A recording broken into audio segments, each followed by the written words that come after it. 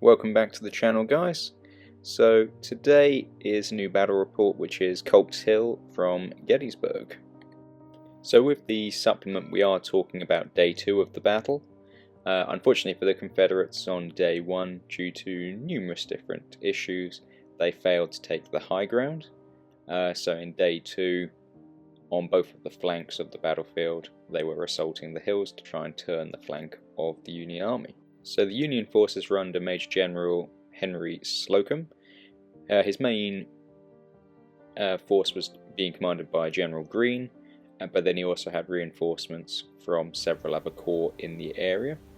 So as by the game rules, I think we've got 3 brigade groups, 1 of 4 and 2 of 5 bases.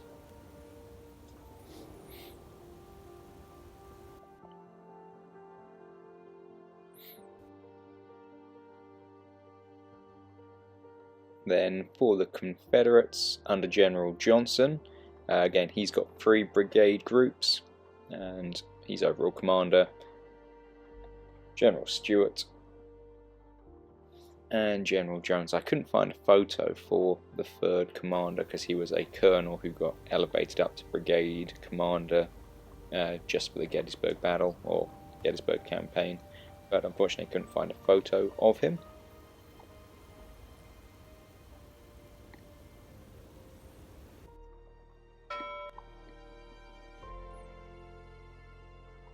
So I tried to lay the map itself out reasonably close to what they were portraying in the book. So we've got sort of a large hill in the middle with the built-up area running its length for the defences that were constructed. I've chucked in these photos from the battlefield off of Wikipedia.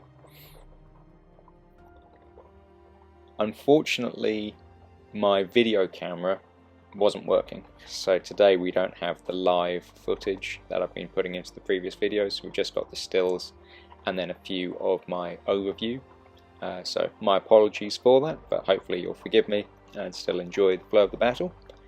So the Union started off with their main force in the centre and couldn't bring the reinforcements on until the Confederates reached the battlements.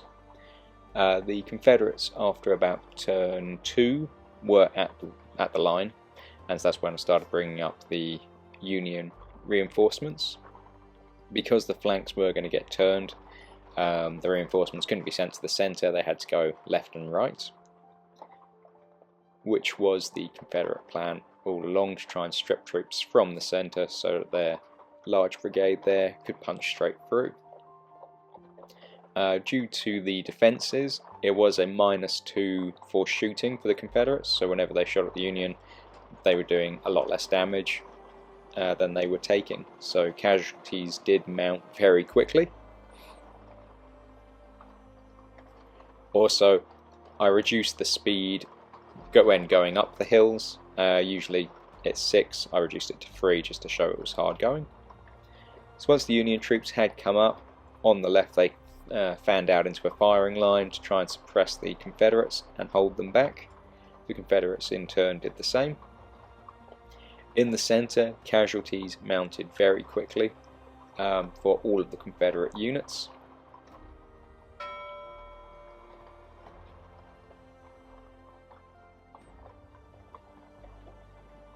And it wasn't long before we actually started to see units starting to break and flee for the rear.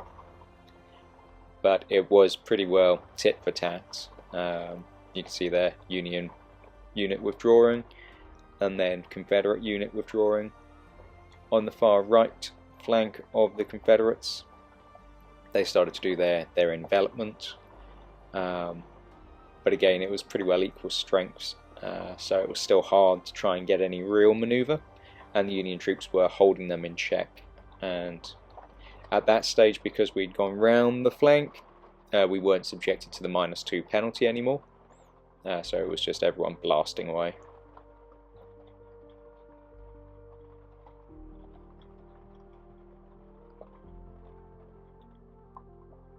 Then it all of a sudden started to fall apart from the Union.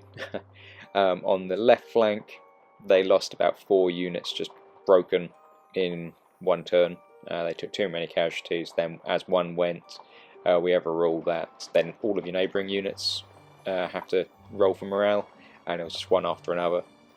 On the right flank they lost a unit to routing, and then very quickly they lost another just to being shot to pieces.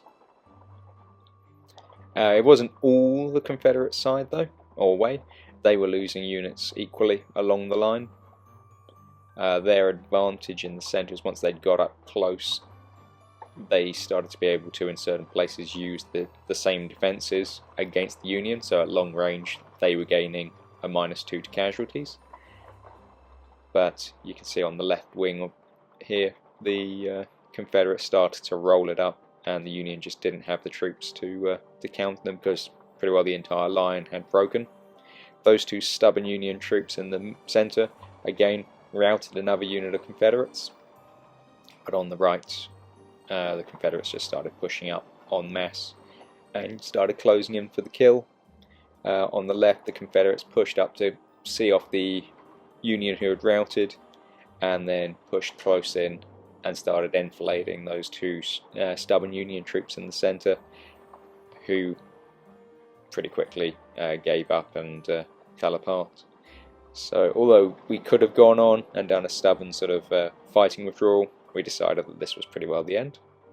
So it was a very fun game, very hard for both sides. I mean, the Union start with a lot less, but they do have the defences, so very fun. Anyway, I hope you all enjoyed. Sorry that we didn't have the running footage. I will get that sorted for the next battle report. But yeah, thanks very much guys. Please like, subscribe, please leave some comments, and I'll see you next time.